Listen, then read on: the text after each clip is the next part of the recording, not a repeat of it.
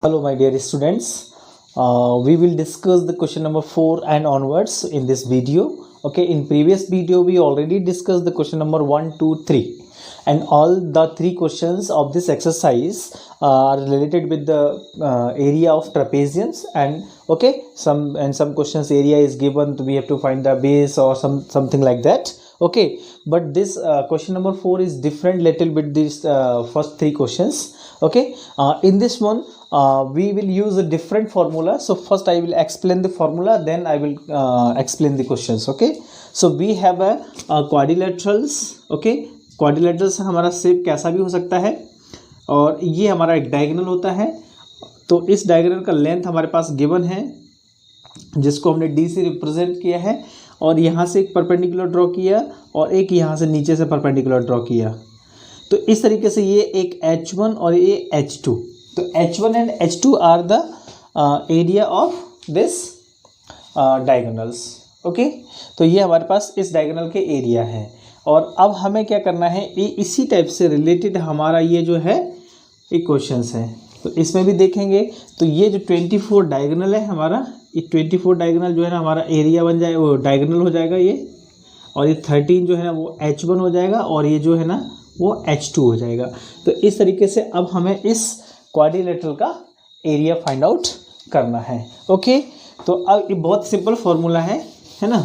इसका अपन आराम से इसको सॉल्व कर सकते हैं. तो चलिए देखते हैं क्वेश्चन नंबर 4. ओके, तो गिवन है, हम उस पर लिख देते हैं. हमारे पास जो गिवन थिंग्स है, गिवन इज व्हाट, डायगोनल है ना.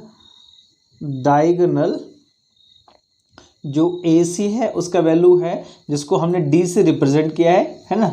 डायगोनल D जो है हमारा 24 मीटर, और जो परपेंडिकुलर्स हैं, परपेंडिकुलर्स है ना, कुलर्स, H1 का वैल्यू 30 मीटर लिए हैं और H2 का वैल्यू हम 8 मीटर लिए हैं. ये हमारे पास गिवन थिंग्स हो गए है ना. डायगोनल को हमने डी से प्रेजेंट किया है, और जो परपेंडिकुलर्स हैं हमारे पास, ये this H1 and this one is the H2. तो H1 और H2 के हमने वैल्यू ले लिया है. अब एरिया ऑफ क्वाड्रिलेटरल हमें निकालना है. तो एरिया ऑफ क्वाड्रिलेटरल, ये फॉर्मूला होता है हमारे पास 1/2 H1 plus H2 into D है ना. H1 प्लस H2 क्या है, हमारे जो परपेंडिकुलर्स हमने ड्रॉप किए थे, और D क्या है हमारा, डायगोनल्स है. बस हमें H1 है here, this is H1, actually मैं मिस कर दिया था, ये H1 है.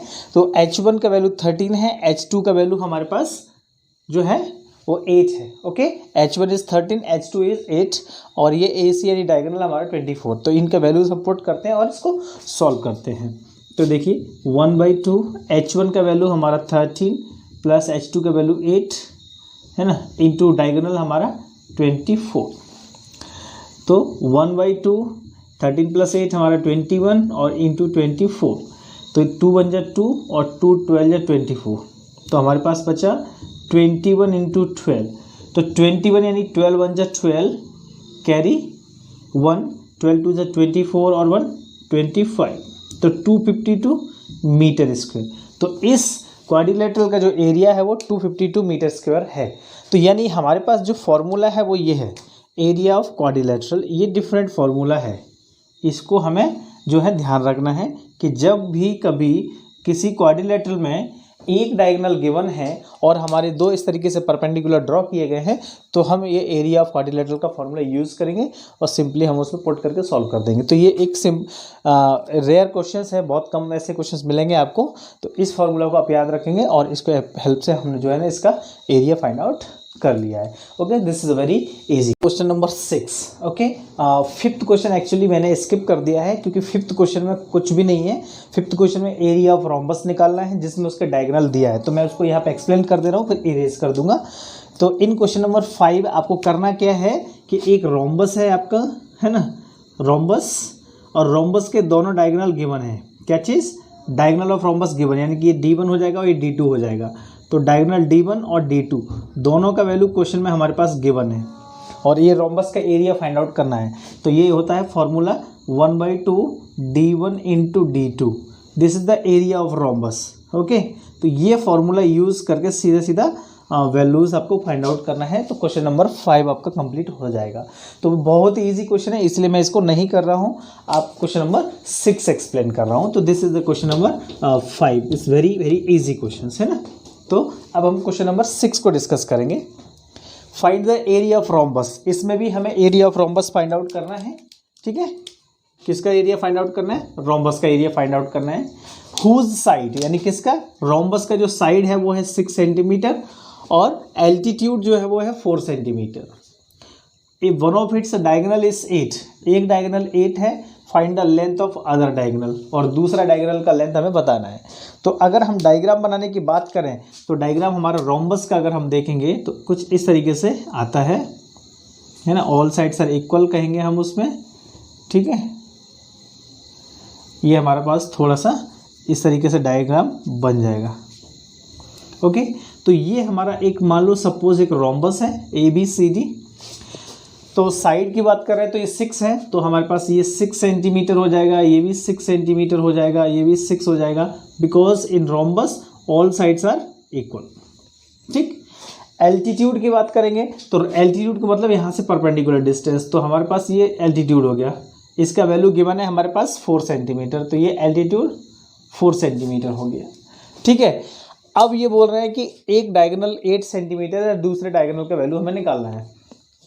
तो डायगोनल की बात करें तो हमारे पास फॉर्मूला क्या होता है यहाँ पे? एरिया ऑफ रोम्बस, ये है हमारे पास 1/2 इंटू D1 इंटू D2, ये है फॉर्मूला हमारे पास। D1 इज वन डायगोनल और D2 इज अदर डायगोनल। तो मान लो एक डायगोनल हमारे पास दिया है, सपोज D1 का वैल्यू दिया है, तो D2 का वैल्यू निकालना है हमें। अब D2 का वैल्यू निकालने के लिए हमें एरिया ऑफ रोम्बस पता होना चाहिए। तो इस रोम्बस का एरिया नहीं दिया हुआ है। तो बेसिकली क्या होता है कि रोम्बस भी एक हमारा पैरेललोग्राम होता है। क्या होता है? रोम्बस भी एक पैरेललोग्राम होता है। तो इसमें हम देखें तो ये जो है ना, ये बेस हो जाएगा और ये जो है वो हाइट हो जाएगा। ठीक है ना, हाइट 4 सेंटीमीटर, बेस जो है वो 6 सेंटीमीटर हो जाएगा। तो rhombus is a kind of parallelogram, special type का पैरेललोग्राम बोलते हैं। और पैरेललोग्राम का एरिया हमको पता है बेस इंटू हाइट होता है। क्या होता है? Base into height. तो बेस इंटू हाइट यूज करके हम इससे पहले जो है क्या निकालेंगे? एरिया ऑफ रोम्बस निकालेंगे। तो देखो, एरिया ऑफ रोम्बस हमें पता है कितना है area of rhombus? Area of rhombus is base into height. Okay, फिर 1/2 D1 इंटू D2। अब D1 क्या है? मान लो गिवन है हमारे पास, क्या क्या गिवन है देखो यहाँ पे हम देख लेते हैं। हमारे पास साइड वैल्यू गिवन है ना। साइड यानी कि हमारे पास ये जो बेस हो जाएगा वो भी 6 सेंटीमीटर है, और करस्पॉन्डिंग हाइट यानी एल्टीट्यूड 4 सेंटीमीटर, और एक डायगोनल D1 हम ले लेते हैं 8 सेंटीमीटर, और डायगोनल D2 का वैल्यू हमें फाइंड आउट करना है। ये चीज़ हमारे पास गिवन है।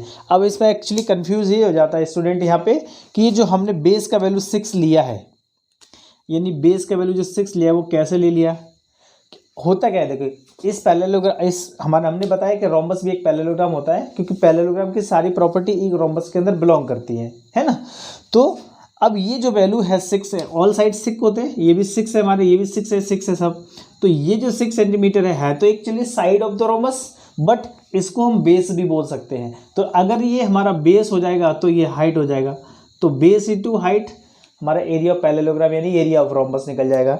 और ये एरिया ऑफ रोम्बस हमारा 1/2 D1 इंटू D2 के बराबर हो जाएगा। क्यों? This is also the formula of area rhombus and this is also the formula of area of rhombus. तो दोनों ही रोम्बस के फॉर्मूला है, मतलब हमने इक्वल कर दिए। अब वैल्यूज पुट करते हैं। बी देखो, बेस हमारा 6 है, एच कितना है हमारा 4, 1/2 D1 को वैल्यू हमने 8 ले लिया है, और D2 हमें निकालना है, तो D2 को हमने एज इट इज रखा। ठीक, 6 4 जा 24, और यहाँ पे हमने इस कैंसिल किया तो ये 4 आएगा। तो यहाँ पे हमारे पास बचेगा 4 इंटू D2। 4 D2 का वैल्यू निकालना है, 4 का डिवाइड हो जाएगा, therefore D2 is equal to 24/4। तो 4 1 जा 4, 4 6 जा 24। तो D2 is equal to 6 centimetre आ गया, यानी कि लेंथ ऑफ अदर डायगोनल कितना आ गया? 6 सेंटीमीटर। तो ये बहुत ईजी क्वेश्चन है, आसानी से बन जाता है। इसमें स्टूडेंट को प्रॉब्लम कहाँ होती है कि हमने यहाँ पे देखेंगे तो ये एरिया ऑफ रोम्बस जो होता है ना हमारे पास B इंटू एच, ये जनरली फार्मूला नहीं है, ये हमारा फार्मूला है किसका, ये पैरेललोग्राम के एरिया। तो मैं यही चीज़ आपको एक्सप्लेन कर रहा हूँ कि हमारे पास एक रोम्बस को भी हम एक पैरेललोग्राम कहते हैं। ये सब चीज़ें हमने अंडरस्टैंडिंग क्वाड्रिलेटरल चैप्टर में, चैप्टर नंबर 3, उसमें लास्ट एक्सरसाइज था, कुछ हमने प्रॉपर्टीज़ देखी थी। तो एक रोम्बस के अंदर पैरेललोग्राम की सारी प्रॉपर्टीज़ बिलोंग करती हैं, तो हम इसलिए एक रोम्बस को पैरेललोग्राम बोल सकते हैं। तो बेसिकली एक रोम्बस था, तो इसको हमने कुछ देर के लिए पैरेललोग्राम कंसीडर कर लिया, उसके हिसाब से इसका फॉर्मूला हो जाएगा A base into height. But rhombus में हमें एक डायगोनल दिया था, दूसरा डायगोनल निकालना है, तो स्टैंडर्ड फार्मूला हमारे पास क्या होता है, 1/2 d1 इंटू d2। तो ये जो एरिया ऑफ रोम्बस है वो area of b into H के बराबर हो जाएगा। तो b into H is equal to 1/2 d1 into d2।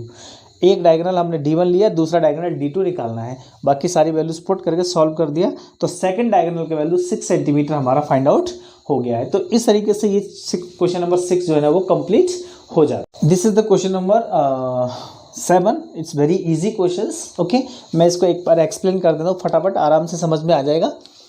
Area of building consist of a 3000 tiles which are rhombus shaped and each of its diagonal are 45 and 30 centimeter in length. If find the total cost of polishing of the floor if the cost of per meter square is ₹4। Simple सी बात है कि एक हमारा floor है, उस floor पे 3000 tiles को use किया गया है और हर एक टाइल्स का रोम्बस जो है ना वो शेप है, ठीक है। और रोम्बस शेप है तो उसके डायगोनल्स हमारे 45 और 30 दिया गया है। तो हमें उस फ्लोर को पॉलिशिंग कराना है, तो टोटल कॉस्ट कितना आ जाएगा, जबकि 1 मीटर का कॉस्ट जो है ना वो ₹4 है, ठीक है। तो यहाँ पे जो देखने वाली बात ये है कि जो टोटल कॉस्ट मतलब कॉस्ट ऑफ 1 मीटर दिया है, ये देखेंगे तो हमारे पास किस में दिया हुआ है, मीटर स्क्वायर के हिसाब से, है ना। ₹4 जो कॉस्ट दिया है वो पर मीटर दिया हुआ है, ठीक है ना। और यहाँ पे डायगोनल की बात करेंगे तो ये सेंटीमीटर में है डायगोनल, तो डायगोनल हमारे सेंटीमीटर में है, कॉस्ट हमारे मीटर के हिसाब से दिया है, तो हमें कहीं ना कहीं चेंजेस करने पड़ेंगे। तो ये सेंटीमीटर वाली वैल्यू को हम मीटर में चेंज कर देंगे, तो आगे चल के हम चेंज करते हैं। तो टोटल कॉस्ट ऑफ पॉलिशिंग, ये फॉर्मूला है हमारा, total cost of polishing is equal to cost of 1 metre square into area to be polished. Cost of 1 metre square ₹4 given है। एरिया कैसे पता चलेगा कि हमारे फ्लोर में 3000 टाइल्स लगाए, तो 3000 इंटू एरिया ऑफ 1 टाइल्स, तो इससे हमारा टोटल एरिया ऑफ फ्लोर निकल जाएगा, ठीक। ये ₹4 as it is, 3000 area of 1 tiles, यानी टाइल हमारा कैसा है, रोम्बस शेप का है, तो रोम्बस यानी कि 1/2 d1 इंटू d2, ये हमारा क्या हो जाएगा, फॉर्मूला, ठीक। अब 4 इंटू 3000, ये 1/2 d1 का वैल्यू 45, d2 का वैल्यू 30। क्यों, क्योंकि हमारे पास दोनों डायगोनल दिया है, एक 45 और एक 30, दोनों को पुट कर दिया। अब यहाँ पे ध्यान देना कि ये जो कॉस्ट है वो मीटर के हिसाब से है और ये जो डायगोनल है वो हमारे सेंटीमीटर के हिसाब से है। तो हमें क्या करना पड़ेगा, ये जो 45 और जो वैल्यू दिया है इनको बाई 100 कर देते हैं, तो ये किस में बदल जाएंगे, हमारे मीटर में चेंज हो जाएंगे, ठीक है। तो बाई 100 करने से ये जो नीचे है वो कितना आना है, हमारे पास 10,000 नीचे आ जाना है, ठीक है। तो ये 4 0 है 10,000, तो इसके नीचे भी 10,000 आ जाएगा हमारा, है ना। तो 1 2 3 4, 1 2 3 4, कितना बच गया हमारे पास, ₹810। तो ₹810 is the total cost of the polishing. तो इस तरीके से ये क्वेश्चन हमारा 7 जो है ना वो कंप्लीट हो जाता है, और उम्मीद करते हैं कि आपको क्वेश्चन नंबर 7 समझ में आ गया होगा और बाकी क्वेश्चन भी समझ में आ गए होंगे। और थैंक यू वेरी मच।